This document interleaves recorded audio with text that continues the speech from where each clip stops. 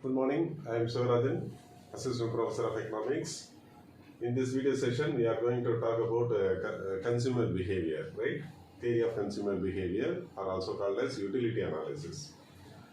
Actually, this utility analysis is a part of the consumption process. Already our definition economics is nothing but it is the study of consumption, production and distribution of all goods and services. So, utility comes under the consumption part. So, consumption means the theory of a consumer behavior, the demand and everything comes under that consumption part. Okay, right. So, this utility theory, this theory is the basis for the consumer behavior subject also. So, what is called utility? Utility is nothing but one satisfying power of the commodity is called utility.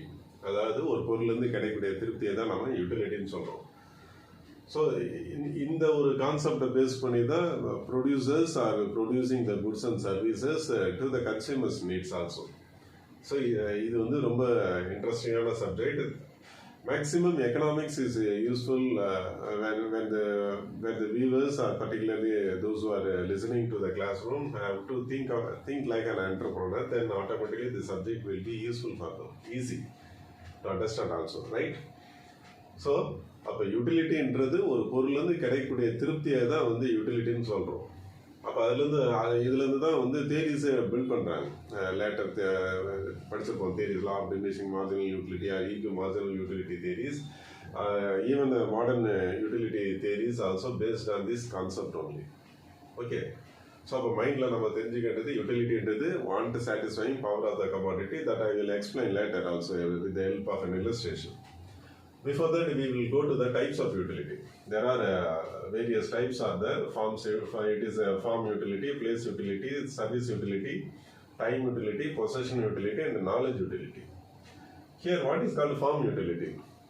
That is, utility is created, utility derived by the consumers, where the product or services that meets the consumer's satisfaction or a need.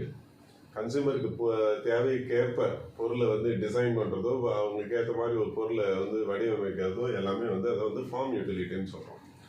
Place யூட்டிலிட்டின்றது it is what is called that is utility derived where the making of goods and services that are physically available to the consumers, right? அடுத்தது பார்த்தீங்கன்னா service utility. Service utility is nothing but where the service utility is created by the service providers like professionals like doctors, lawyer, teachers. So whenever the service is rendered, service rendered by the professionals is called service utility. Time utility is nothing but it is that is a product or services that are available to the consumers according to their convenience. அதாவது கன்சியூமர்ஸுடைய கன்வீனியன்ட்டுக்கு ஏற்ற மாதிரி பொருளையோ இல்லை சர்வீஸையோ provide பண்ணுறதுன்றது time யூட்டிலிட்டியில் வரும். Possession utility means utility is created when the consumers or the purchaser has a legal right to own or buy the product. ஒரு பொருள் வாங்கிட்ட பிறகு அதுக்கான அவங்களுக்கு உரிமையோடு அது வந்து யூஸ் பண்ணுறாங்க அப்படின்னா அப்போ அது வந்து பொசஷன் யூட்டிலிட்டியில் வரும். Knowledge utility means utility derived by the consumer when they are acquiring knowledge about the particular product or services. Then automatically it is called a knowledge utility. So, these are the types of utility. Next, what we are going to discuss is it is a measurement of utility, right? So, in the utility, எப்படி measure பண்ணுறது? இதுக்கு வந்து two types of measurements இருக்கு. நம்ம ஏற்கனவே in case if you are a degree student, already you have gone through it in the higher secondary level, right? அப்போ என்னென்ன measurement இருக்கு? Measurement of utility is number one measurement of utility. Number one, cardinal utility.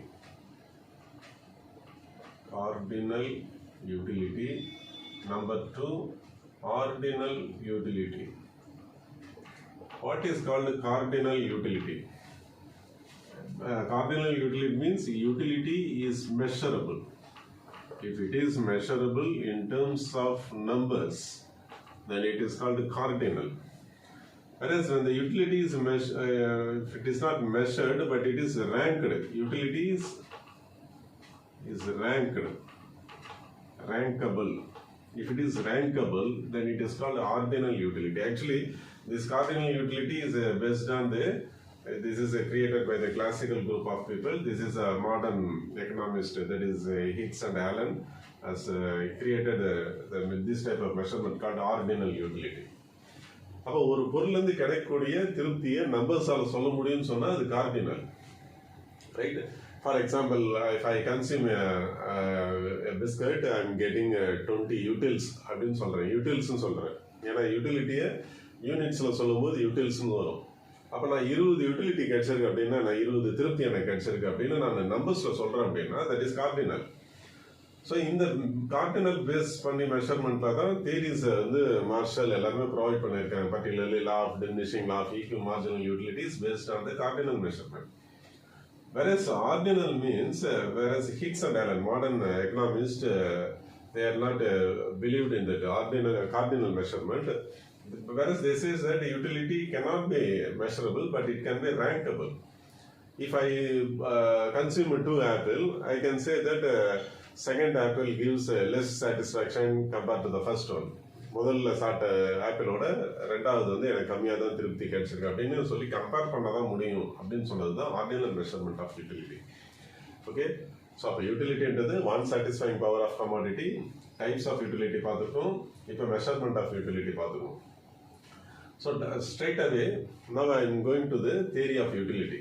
அதிலே நம்ம what are the types of measurement available, that is a total utility, average utility, marginal utility எப்படின்றது illustration மூலமா அந்த தியரியில illustrationல நான் explain பண்றேன். Okay, so next we are going towards what is called theory of utility theory, right?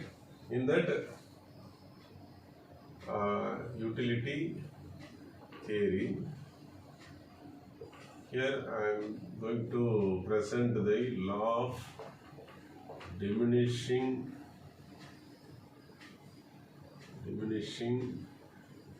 marginal utility. This is the first theory. Actually, in economics, every theory is based on assumptions and it will have a criticism.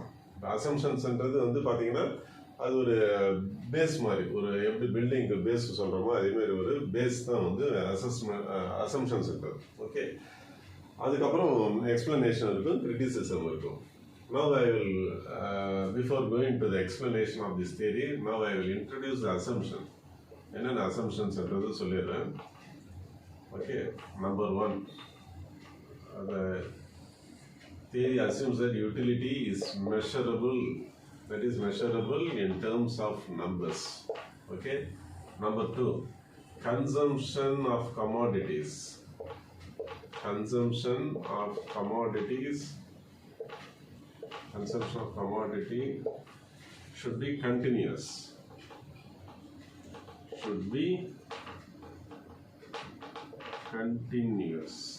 Okay. Then commodities should be uniform in size, color, etc. 4th is consumer should be a rational being.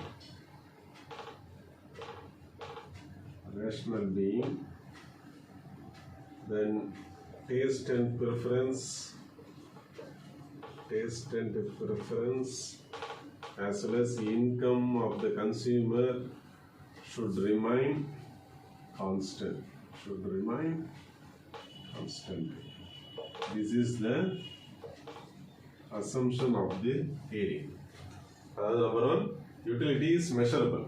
அதாவது சாட்டிஸ்ஃபேக்ஷனை measure பண்ண முடியுன்றது தான் இந்த utility தியரியில், law of diminishing marginal utility தியரியினுடைய assumptions இது.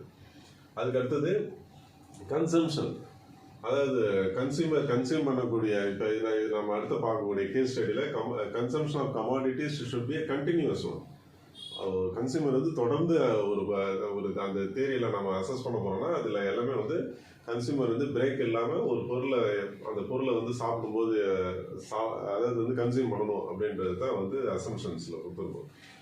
Then what is called commodities should be uniform in size, color, exact everything, right? அதாவது வந்து பொருள் எல்லாமே வந்து சேம் வெரைட்டியில் இருக்கணும், சேம் கலரில் இருக்கணும், அதாவது எல்லாமே யூனிஃபார்மாக இருக்கணுன்றது தான் இதில் மென்ஷன் பண்ணியிருக்காங்க. ஓகே, அதுக்கப்புறம் பார்த்தீங்கன்னா consumer should be a rational human being. We have to assume that consumer should be a rational. What is called rational? Rational means sensible. Right? Consumer should be a rational human being in all theories. This is actually this is applicable for all theories. Consumer என்றவர் ஒரு சென்சிபிளாக behave பண்ணணுன்றது தான் தியரிஸில் சொல்லக்கூடிய முக்கியமான assumption. அதுக்கப்புறம் taste and preference, income எல்லாமே வந்து கான்ஸ்டண்ட்டாக இருக்கும். Taste and preference and income should remain constant. அதாவது வந்து டேஸ்ட்டோ இல்லை வந்து நடுவில் வந்து அவர் அந்த பொருள் வாங்குறதுக்கான வருமானமோ எதுவுமே மாறக்கூடாது. இதெல்லாம் இப்படியெல்லாம் இருந்தால் மட்டும்தான் அந்த நம்ம சொல்லக்கூடிய அடுத்த தேரி வந்து சக்ஸஸ்ஃபுல்லாக அது வந்து ஃபினிஷ் ஆகும் அப்படின்றது தான். ஓகே, இப்போ இதை பார்த்துட்டு போய்ங்க. நெக்ஸ்ட் வந்து இதனுடைய மீனிங் என்ன, what is the essence of the theory என்ன, right? That means law of diminishing marginal யூட்டிலிட்டின்றது பேர்லேயே இருக்குது. That is marginal utility diminishes. So what is the meaning of this theory? When a consumer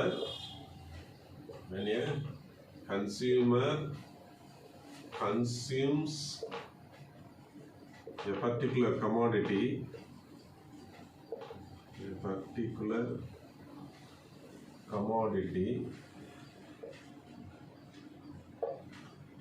continuously,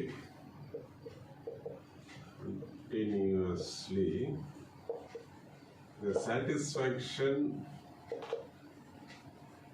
satisfaction derived from the commodities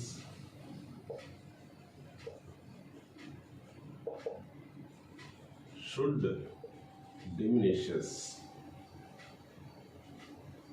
And the consumer consumes more and more of a particular commodity, the consumption derived from the commodity should decline. அது ஒரு பொருளை வந்து தொடர்ந்து consume பண்ணும்போது அதுலேருந்து கிடைக்கக்கூடிய திருப்தி ஒவ்வொரு பொருளுக்கும் குறைஞ்சினே போகும் அப்படின்றது தான் இந்த தேரியினுடைய meaning. When a consumer consumes more and more of a particular commodity, the satisfaction derived from the commodity should go on diminishes. இதுக்கு ஒரு இல்லஸ்ட்ரேஷன் பார்க்க போகிறோம், ரைட்? இது எப்படி பாசிபிள்? இப்போ நம்ம சொன்ன அசம்ஷன்ஸ், அதுக்கப்புறம் இதனுடைய இல்லஸ்ட்ரேஷன் மீனிங், இதெல்லாம் வந்து அப்படியே ஒரு இல்லஸ்ட்ரேஷனில் கொண்டு வரேன். ஓகே, இல்லஸ்ட்ரேஷனில் what I am going to take இந்த ஃபர்ஸ்ட் காலம் குவான்டிட்டியில் ஏதோ ஒரு ப்ராடக்ட் எடுக்கிறோம். I am taking apple. Okay, then total utility. Okay, total utility, then marginal utility.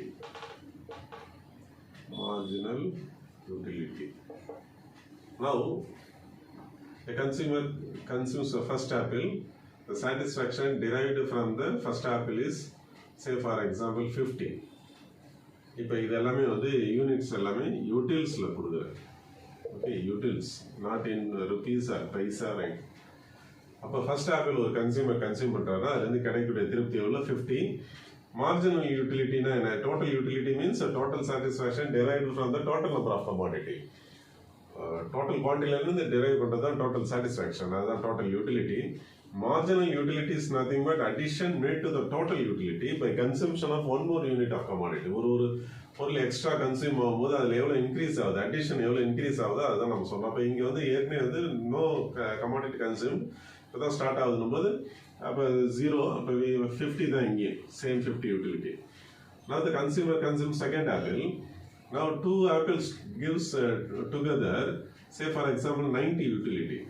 90 satisfaction அப்படின்னா what is the addition made to the total? ஏற்கனவே இருந்ததோட இப்போ ஒரு unit extra consume ஆகுதுனால எவ்வளோ கிடைச்சிருக்கு அப்படின்னு பார்த்தா 40. That means 50 is the satisfaction derived from the first apple. Then 2 apple gives 90.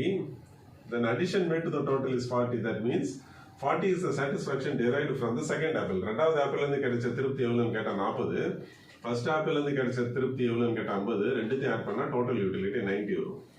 Third 3 apples gives now 120.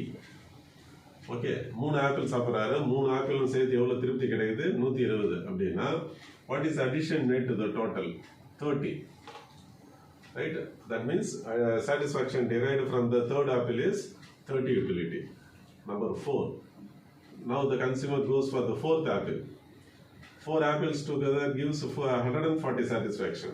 4 apple சாப்பிட்றாரு, 4 apple வந்து கிடைக்கிற திருப்தி 140. அப்போ addition made to the satisfaction பார்த்தீங்கன்னா 120 to 140 அப்படின்னு பார்த்தா 20 utility. Okay. Now fifth apple. The consumer goes for the fifth one. Continuous. Okay. Now what happens? It remains same 140. And that means it reaches 0. There is no addition made to the total. 5 apple சாப்பிட்ருக்காரு, ஏற்கனவே என்ன 140 அதே 140 தான் வந்திருக்கு. அப்படின்னா இதுலேருந்து 5வது ஆப்பிள்லேருந்து எந்த சாட்டிஸ்ஃபேக்ஷனும் கிடைக்கல. இப்போ 0 அப்படின்றது this is called saturation limit, saturation பாயிண்ட்னு சொல்லலாம். ஓகே, சரி, அடுத்தது the consumer goes for the sixth one. What happened? The satisfaction declines to 120. அதாவது நம்ம சொன்னோம் இல்லையா, போதும் எனக்கு இதுக்கு மேலே சாப்பிட பிடிக்கல, இதோட எனக்கு இட்ஸ் எனஃப் ஃபார் மீ அப்படின்னு சொல்கிறோம். அப்படின்னா that is the point. It is called saturation. When you are the consumer is compelled to go for the sixth one, what happens? The total utility together is declining. அப்போ total utility satisfaction diminish ஆகுதுன்னா என்ன அர்த்தம்? ஏற்கனவே அந்த 140 120னா அவருக்கு அந்த பொருள்லேருந்து ஏற்கனவே கிடைச்ச திருப்தியும் குறையுது. அப்போ 6வது ஆப்பிள்லேருந்து என்ன நடந்துருக்குன்னு கேட்டால் -20 யூட்டிலிட்டி வந்திருக்கு. அப்போ ஏற்கனவே இருந்ததோட திருப்தி குறைஞ்சிருக்கு. Is not getting any satisfaction. Instead, the satisfaction itself, already derived satisfaction itself is declining. அப்போ ஒரு பொருளை தொடர்ந்து when a consumer consumes a commodity continuously, the satisfaction derived from the commodity, each commodity will go on diminishes. அதனால இதை law of diminishing marginal utility. Marginal utility is diminishing. அப்போ இதுதான் நம்ம லாவாக சொல்கிறோம், law of diminishing marginal utility, because this is natural. இது இயற்கையானது. நம்ம எந்த பொருளை எடுத்தாலும் நம்மளுக்கு ஒரு பொருளை தொடர்ந்து கன்சியூம் பண்ணும்போது அதுலேருந்து கிடைக்கக்கூடிய திருப்தின்றது குறையக்கூடியதுன்றது ஒரு நேச்சுரல் ஃபினாமினன், ஒரு இயற்கையான விஷயம். அது வந்து பொருள் வந்து எதர் அது சாப்பிட்ற பொருளாக இருக்கலாம், அது யூஸ் பண்ணுற பொருளாக இருக்கலாம், either it may be a food or it may be a mobile phone or it may be newly bought television or anything else. ஏன்னா ஃபஸ்ட்டு பார்க்கும்போது அதில் டைம் அதிகமாக ஸ்பெண்ட் பண்ணுவோம். ஃபோன் வாங்கிட்டால் புதுசாக இருந்ததுன்னா அதிகமாக டைம் ஸ்பெண்ட் பண்ணால் அப்புறம் போக போக குறையும். அதுமாரி மார்னிங் பிரேக்ஃபாஸ்ட் எடுக்கும்போது ஃபஸ்ட்டு சாப்பிடும்போது ஒரு யூனிட் வந்து if it is idli or dosa it will be gives more. போக செகண்ட் யூனிட் தேர்ட் யூனிட் போகும்போது குறைஞ்சிட்டே போகும். அது ரீச் ஆகிடும், போதும் அதோட போதும்னு சொல்லிட்டு ஃபினிஷ் பண்ணுவோம். அந்த act the consumption act will be over. இது இல்லைன்னா என்ன ஆகும்? நம்ம ஆயில் முழுதும் காலை பிரேக்ஃபாஸ்ட்டை முடிக்க மாட்டோம். It go on increasing, right? அதை தான் அவர் வந்து மார்ஷல் வந்து கிளியர் கட்டாக கொடுத்துருக்காரு. அதாவது மார்ஜினல் யூட்டிலிட்டின்றது குறையும்.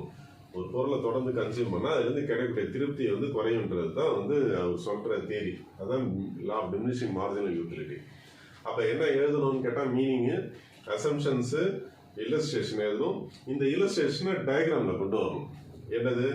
X axis, Y axis. X ஆக்சிஸில் குவான்டிட்டி, ஒய் ஆக்சிஸில் utility, both total utility marginal யூட்டிலிட்டியும் கொண்டு வந்தோம்னா டயக்ராம் எப்படி இருக்குன்றதுன்னு சொல்லிடுறேன்.